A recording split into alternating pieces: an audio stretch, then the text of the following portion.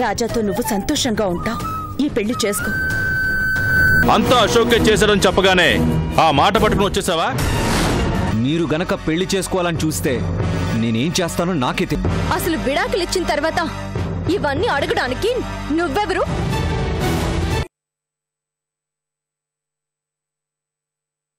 రాంప్రసాద్ గారు, నిర్ణయం తీసేసుకున్నాను. దాన్ని మీరు కాదు కదా, ఆ దేవుడు కూడా ఆపలేడు. నన్ను కాదని ఈ పెళ్లి ఎలా చేస్తారో నేను చూస్తాను.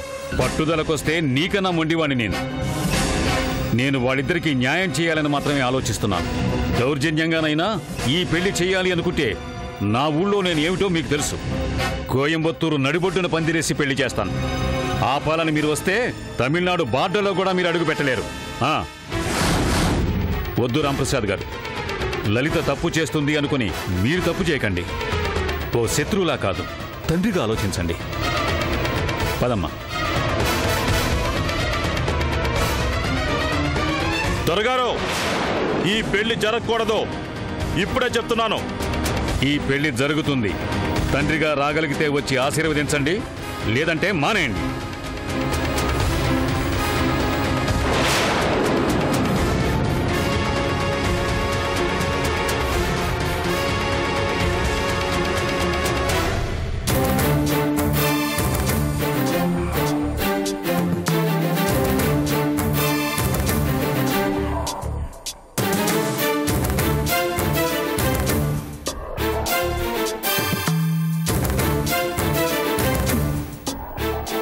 ఏంటే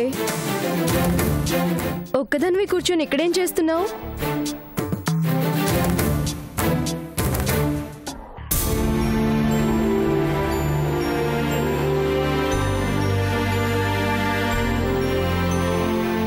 తయారు ఏంటి అలా ఉన్నావు?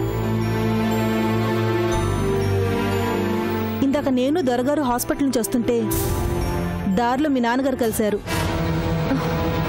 నాన్నగారు కలిసారా? ఎందుకు? ఇంకెందుకు, నిన్ను తిట్టడం చాలదట, నీకండగా నిలబడిన దొరగారిని కూడా తిట్టిపోదామని కలిశారు. ఏంటి, మామయ్య గారిని తిట్టారా? అసలేమనుకుంటున్నారా మీ నాన్న? ప్రపంచంలో ఆయన ఒక్కరే తిరగలవారనుకుంటున్నారా? రాజా మంచితనం ఎలాగో అర్థం కాదు, కనీసం కన్న కూతురి కష్టం కూడా అర్థం కాదా? తప్పు చేసింది అని నిన్ను దూరం చేసుకున్న ఆయనే కదా. ఈ రోజు వచ్చి మీకు నా కూతురికి ఏం సంబంధం, విడాకులు కూడా ఇచ్చాక ఇంకా మీ మధ్య ఏ బంధం ఉంది కాబట్టి రాజకి లలితకి పెళ్లి చేస్తారు అని ఎగిరారు. మామయ్య గారు ఏమీ మాట్లాడలేదా? మాట్లాడారు, కానీ అడ్డం తిరిగి మాట్లాడే అలాంటి వాళ్ళతో ఏం మాట్లాడతారు? మీ నాన్నకి అందరూ బాగా అర్థమవుతారు, నువ్వొక్కదానే తప్ప. ఆయన దొరగారికి కర్మేంటే? ఆ ఊళ్ళో ఆయన స్థాయి ఏంటి? ఆ చుట్టుపక్కల ఊళ్ళకి దేవుడు ఆయన. అలాంటి మంచి మనిషితో అలాగేనా మాట్లాడేది? నువ్వే ఇంత ఫీల్ అవుతున్నావంటే మామయ్య గారు ఇంకెంత బాధపడుతుంటారో. బాధపడకుండా ఎలా ఉంటారు? నీ తండ్రి చేయాల్సిన పని ఆయన చేస్తున్నారు. నీ తండ్రి కన్నా గొప్పగా నీ భవిష్యత్తు గురించి ఆయన ఆలోచిస్తున్నారు. ఆయన స్థాయికి ఇలాంటి ఇంట్లో నీకోసం ఉండాల్సిన అవసరం ఉందా? అయినా ఉంటున్నారు. ఎందుకు? నీకోసం, నీకొక మంచి జీవితాన్ని ఇవ్వడం కోసం. అది అర్థం చేసుకోకుండా మీ నాన్న ఇష్టం వచ్చినట్లు మాట్లాడారు. తండ్రిగా ఆయన బాధ్యత ఆయన ఎప్పుడూ మర్చిపోయారు. వరుసకి మావయ్య అయినా తండ్రి స్థానంలో నిలబడి నీ గురించి దొరగారు ఆలోచిస్తూ ఉంటే ఆయనకి ఎందుకంత కోపం నాకు అర్థం కావట్లేదు. మామయ్య గారు ఎక్కడున్నారు? పైన గదిలో ఉన్నారు.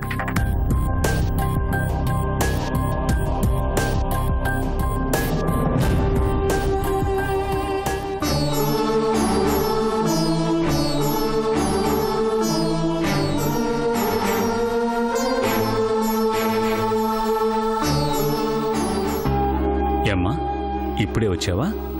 చాలు మామయ్య గారు, నా కోసం మీరు పడిన అవమానాలు చాలు.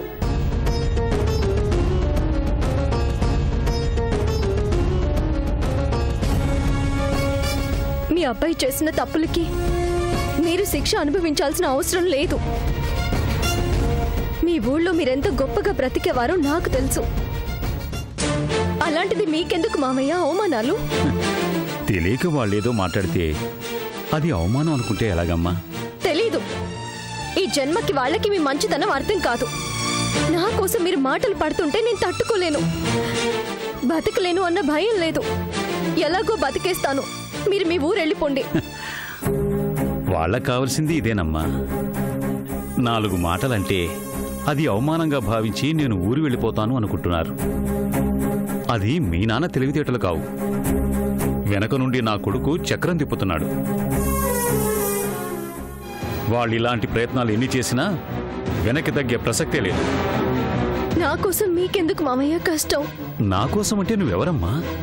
నా కోడలివి. నా పొరపాటుకి నీ జీవితం బలైపోయింది. తిరిగి నీ జీవితాన్ని నిలబెట్టాల్సిన బాధ్యత నాకుంది. మీసం మెలేసే వాళ్ళంతా మగాళ్ళు కాదమ్మా. మగాడు అంటే బాధ్యత. 100 ఏళ్లు తన రెక్కల కష్టంతో తన కుటుంబం బరువు మోసేటువంటి వాడు.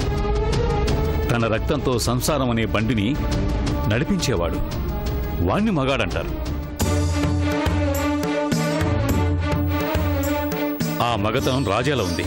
అందుకే వాడికి నీకు పెళ్లి చేసేంత వరకు ఈ ఊరు దాటే సమస్య లేదు.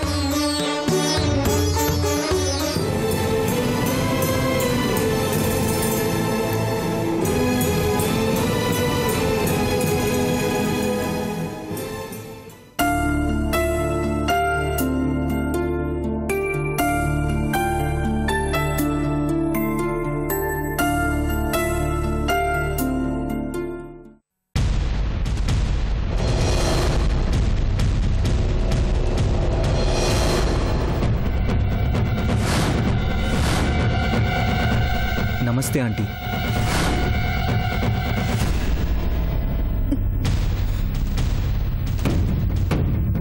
మళ్ళీ ఎందుకు వచ్చావు? ఇంకా నువ్వు బాధ పెట్టాల్సిన వాళ్ళు ఎవరు మిగిలిన్నారని వచ్చావు? అదేంటంటీ అలా అంటున్నారు? ఇంకా చాలా ఆనాలనుంది. సంస్కారం అడ్డొచ్చి ఆగిపోతున్నాను. నా తండ్రి నన్ను అర్థం చేసుకోకుండా ఆయన ఇష్టానికి ఆయన ప్రవర్తిస్తున్నారు. అలాంటిది మీరు అనడంలో తప్పే ఉంది. పెద్దవాళ్ళు మీరు అనొచ్చు, మేం పడొచ్చు. ఈ మాటలతో ఈ నటనతోనే నా కూతురి జీవితాన్ని నాశనం చేశావు. మా బతుకుల్లో ప్రశాంతత లేకుండా చేశావు. ఇంకా ఏం కావాలి నీకు? లల్లి కావాలంటీ. సరే, మీరు అందరూ అనుకుంటున్నట్టు నేను చెడ్డవాణ్ణి. ఎవరి కోసం అలా చెడ్డవాణ్ణి అయ్యాను? నా లల్లి కోసమేగా. అలాగే లల్లి కోసం మంచివాణ్ణి అవుతాను. నాకు ఒక అవకాశం ఇవ్వండి. ఇన్ని చేసి ఇంకా అవకాశాలు అడుగుతున్నావే? మా ప్రాణాలు తీసే అవకాశం తప్ప మేమివ్వగలిగింది ఏముంది? మీ కోపాన్ని నేను అర్థం చేసుకోగలను ఆంటీ.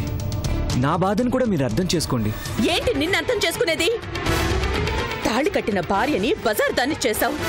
ప్రాణ స్నేహితుడి జీవితాన్ని నాశనం చేశావు. నమ్మినందుకు నా భర్తలోని తండ్రిని చంపేశావు.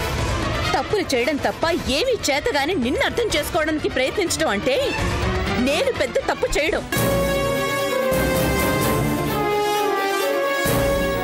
ఎన్ని తప్పులు చేసినా వరాలివ్వడానికి నేనేం దేవతని కాదు. వెళ్ళు. ప్లీజ్ ఆంటీ, అలా అనకండి. నిజంగానే నేను మిమ్మల్ని వరమేమని అడుగుతున్నాను. నా కన్న తండ్రి కూడా నాకు ద్రోహం చేసి లల్లి నాకు దూరం చేయాలని ఆలోచిస్తున్నాడు. అంకుల్ మాట లల్లి వినదు. ఇక మిగిలింది మీరే. మీరు చెప్తే లల్లి కాదందు. ఒక్క అవకాశం ఇప్పించండి. లల్లి నాకు దూరం కాకుండా చేయండి. లల్లిని పువ్వుల్లో పెట్టి చూసుకుంటాను. ఈ మాట అడగడానికి సిగ్గుగా అనిపించట్లేదా? ఇంకా ఏ మొహం పెట్టుకుని లల్లిని నీదాన్ని చేయమంటావు? కట్టుకున్న భార్యకి స్నేహితుడితో అక్రమ సంబంధం అంటగట్టి పగబట్టి మరీ ఆ విషయాన్ని 10 మందికి ప్రచారం చేశావు. అటు మెట్టినింటికి ఇటు పుట్టినింటికి కాకుండా రోడ్డు పాలు చేశావు. అలాంటి నీతో లల్లి మళ్ళీ కాపురం చేస్తుందని ఎలా అనుకుంటున్నావు? చెడ్డవాడి జీవితాంతం చెడ్డవాడిగా ఉండిపోడు కదండి. మారాను. నాకు ఒక్క అవకాశం ఇవ్వమనండి. చెడ్డవాడు జీవితాంతం చెడ్డవాడిగా ఉండకపోవచ్చు, కానీ వాడు చేసిన గాయం జీవితాంతం గుర్తుంటుంది. అలాగే నువ్వు చేసిన గాయం చిన్నది కాదు. ఏ ఆడది జీవితంలో క్షమించదు. అలా అని లల్లి నాకు దూరం చేసి నాకు శిక్ష వేయకండి ఆంటీ. నిన్ను నిన్ను శిక్షించాలి అంటే న్యాయశాస్త్రంలో ఉన్న శిక్షలు సరిపో. నీకోసం కొత్త శిక్షలు కనిపెట్టాలి. సిగ్గు లేకుండా వచ్చి నా కూతుర్ని మళ్ళీ నాతో కాపురం చేసేలా చేయమని అడుగుతున్నావే. నీతో కాపురానికి పంపించడం అంటే నిప్పుల గుండంలోకి దాన్ని బలవంతంగా తోసేయటం. అలాంటి తప్పు తల్లిగా నేను చేస్తానని ఎలా అనుకుంటున్నావు? నీ వల్ల నా బిడ్డ పడిన బాధలు చాలు. మేమెవ్వరం చెయ్యలేని మంచి పని నీ తండ్రి చేస్తున్నాడు. ఎండిపోయిన మొక్కకి అంటుగట్టి కొత్త జీవితాన్ని ఇస్తున్నారు. కొత్తగా చిగురించే దాని బ్రతుకుని ఈ చేతులతో తుడిచేయమంటావా? అది ప్రాణం పోయినా జరగదు. ఆంటీ, మీ మీద ఎంతో నమ్మకంతో వచ్చాను. వద్దు. నువ్వు నమ్మినా నిన్ను నమ్మినా అది ఎదుటి వాళ్ళకే ప్రమాదం. ఆ విషయం నీ గతమే చెప్తోంది. నిన్ను నమ్మిన శివయ్య ఏమయ్యాడు? నిన్ను నమ్మిన సీతమ్మ ఏమయ్యింది? నిన్ను నమ్మిన రాజా ఏమయ్యాడు? లక్ష్మి ఏమయ్యింది? రెండు ప్రాణాలు, ఇన్ని జీవితాలు నీ రాక్షసత్వానికి బలై సాక్ష్యాలుగా కనిపిస్తుంటే ఇంకా నా కూతురికి సర్ది చెప్పి నీతో పంపించాలా? చాలు. నువ్వు చేసిన తప్పులకు ఆ దేవుడు ఏ శిక్ష విధిస్తాడో నాకు తెలీదు. కానీ లల్లికి మరో పెళ్లి చేయటమే నీకు శిక్ష అవ్వగలిగితే అందుకు నేను గర్వపడతాను. ఆంటీ, చాలు. నీతో ఇప్పటి వరకు మాట్లాడటమే నేను చేసిన తప్పు. నువ్వు కళ్ల ముందు నిలబడితే నీ తప్పులు కళ్ల ముందు కనబడుతున్నట్టుంది. అందుకే ఆ కోపంలో నేనేదో ఒకటి చెయ్యకముందే పో బయటికి. వెళ్ళిపో.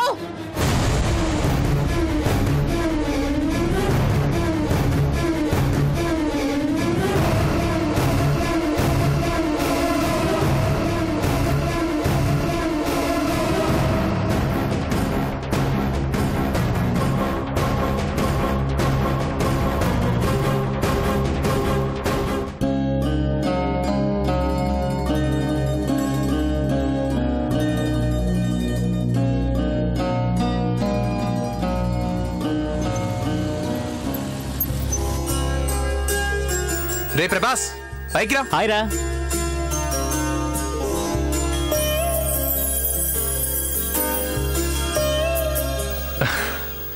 ఏంట్రా ఈ మధ్య నీ టైం టేబుల్ మారిపోయింది?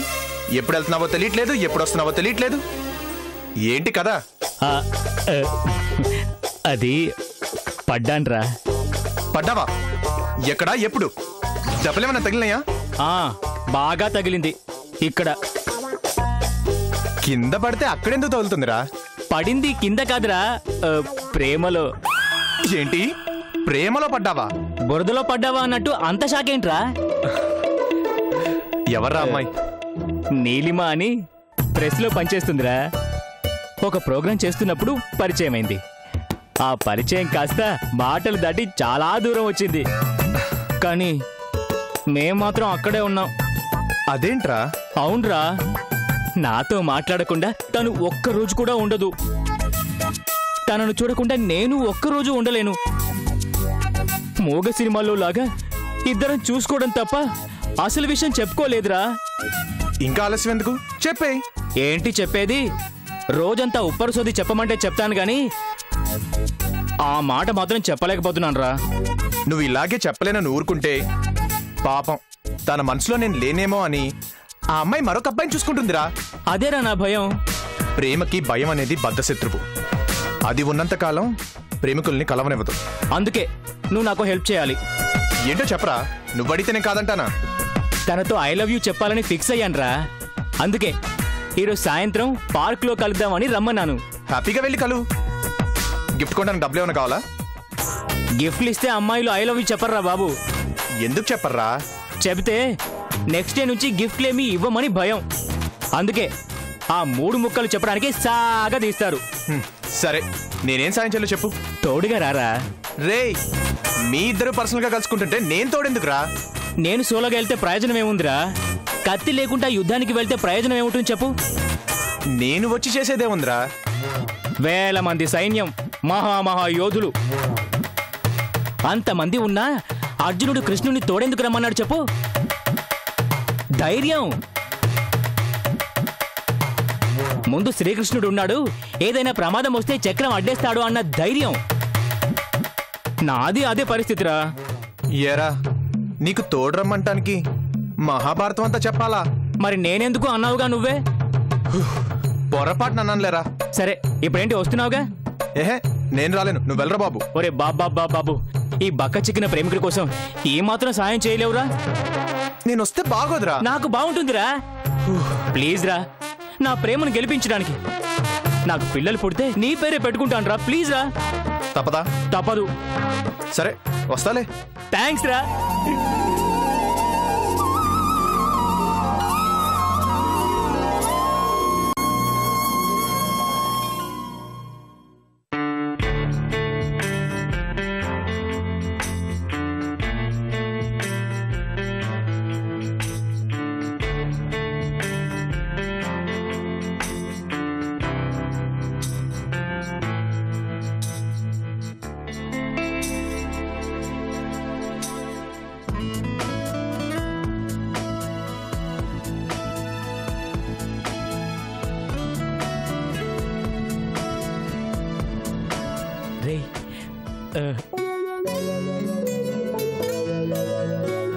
అదిగో ఆ అమ్మాయిరా.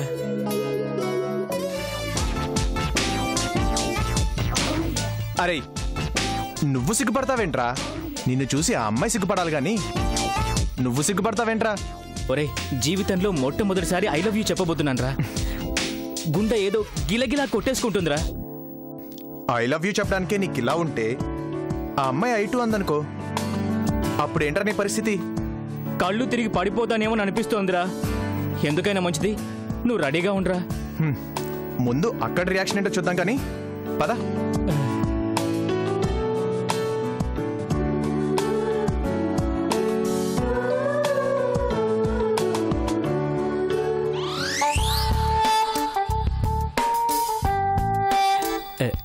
నీలు, నీలు, నీలు,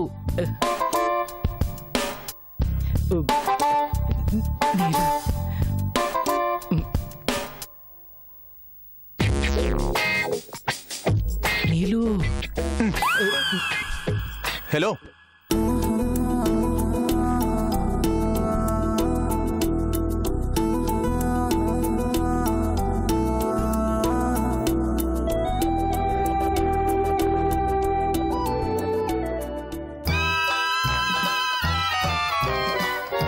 చొక్కా చిరుగుద్ది, విషయం చెప్పు.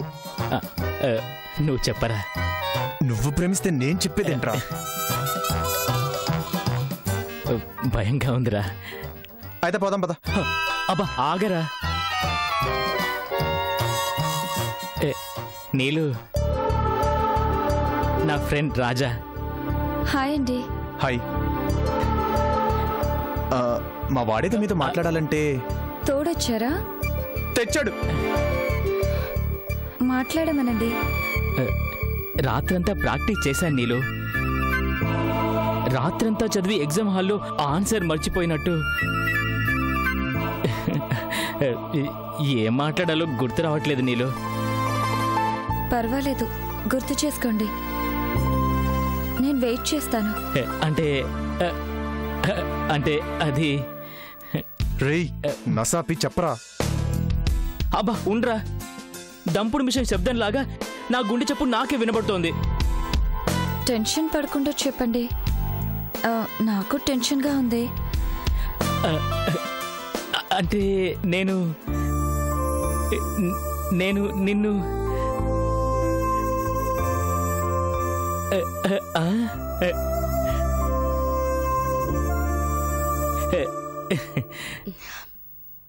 నీలు,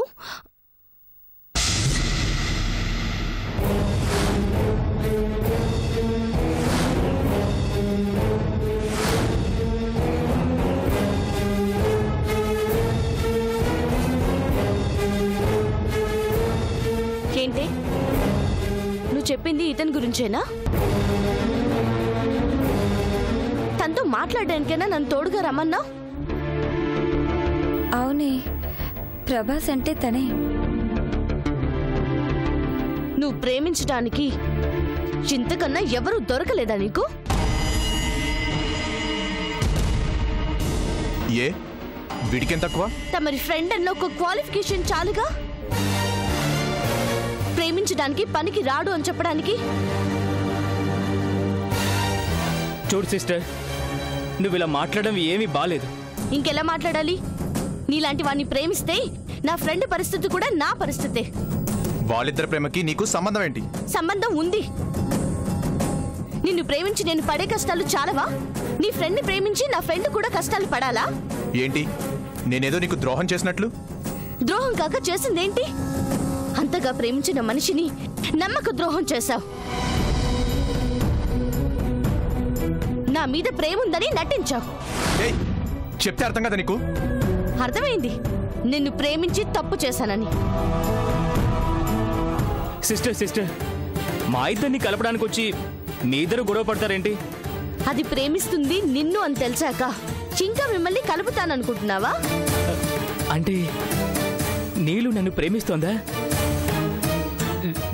నీలు నిజమా? నీలు, అతన్ని ప్రేమించావంటే నాశనం అయిపోతావు. పక్కన అతని ఫ్రెండ్ని చూసావుగా? అతని వల్ల నేనెంత బాధపడుతున్నానో అలాగే నువ్వు బాధపడాలి అనుకుంటే ప్రేమించు. సిస్టర్, నా నోట్లో మట్టి కొట్టకు సిస్టర్. చందు, నీకు నాకు 100 ఉండొచ్చు, వాళ్ళిద్దరిని ఎందుకు విడదీస్తావు? నీ ఫ్రెండ్ కాబట్టి.